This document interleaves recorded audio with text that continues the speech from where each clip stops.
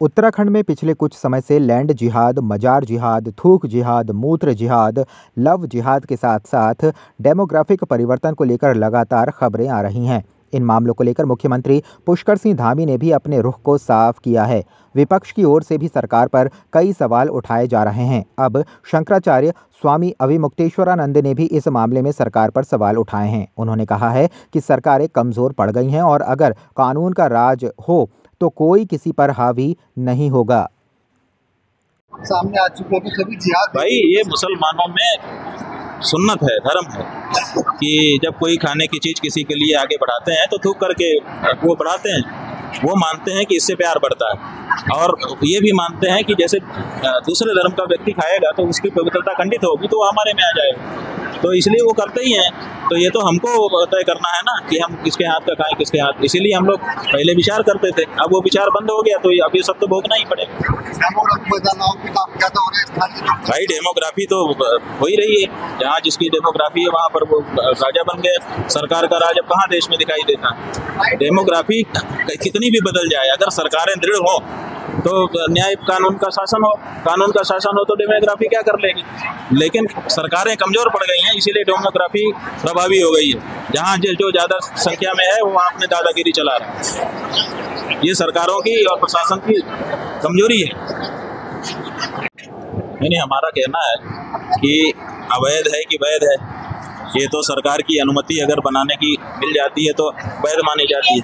तो सरकार इसमें क्यों चुप है, जनता को क्यों आगे आना पड़ रहा है। जनता का सीधे काम तो नहीं है कि वो जाकर के किसी अवैध निर्माण को हटा दे, लेकिन जनता जब नहीं सह पा रही है और प्रशासन की ओर से कोई कार्यवाही नहीं हो रही, तभी जनता को आगे आना पड़ा है। तो हम चाहते हैं कि अगर अवैध है तो तत्काल उस पर निर्णय करके बुलडोजर चला देना चाहिए, और अगर अवैध नहीं है तो जनता को बताया जाना चाहिए कि नहीं ये अवैध नहीं है, ये देखो कागज, संतुष्ट कर देना चाहिए। उत्तरकाशी में एक धार्मिक स्थल को लेकर हुए बवाल के बाद ऋषिकेश में बाहरी लोगों के सत्यापन की मांग तेजी से होने लगी है।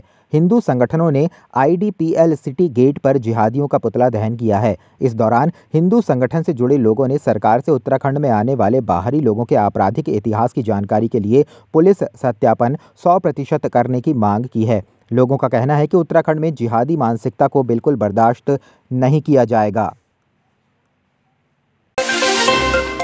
भगवान श्री राम जब रावण का वध करके अयोध्या लौटे तब इस खुशी में दीप जलाकर उनका स्वागत किया गया। वहीं दीपोत्सव से जुड़ी एक और कथा भी प्रचलित है, जिसमें भगवान बुद्ध जब 18 वर्षों की तपस्या पूर्ण करके अपने जन्म स्थल कपिलवस्तु पहुँचे तब लोगों ने उनका भव्य स्वागत किया।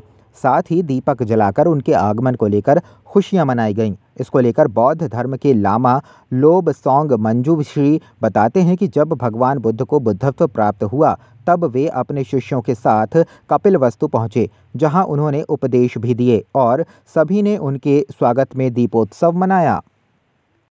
हाँ जी, जैसे कि आप जानते हैं कि भगवान बुद्ध ने जब अपना जो राज्य वगैरह सब त्याग करो एक सत्य की खोज में गए थे, और उन्होंने जब सत्य की खोज की उसके दौरान बहुत सारे एक कठोर तपस्या वगैरह या अनेक तरह के ज्ञान उन्होंने प्राप्त किए। और जब उन्होंने जो बुद्ध प्राप्ति की ना, उसके बाद 7 हफ्तों तक उन्होंने पहले शिक्षा का किसी को ज्ञान नहीं दिया। उसके बाद जब उन्होंने ज्ञान दिया तो जैसे कि हम कहते हैं जो सबसे पहले प्रथम आर्य 4 आर्य सत्य जो कहते हैं उसके बारे में ज्ञान दिया।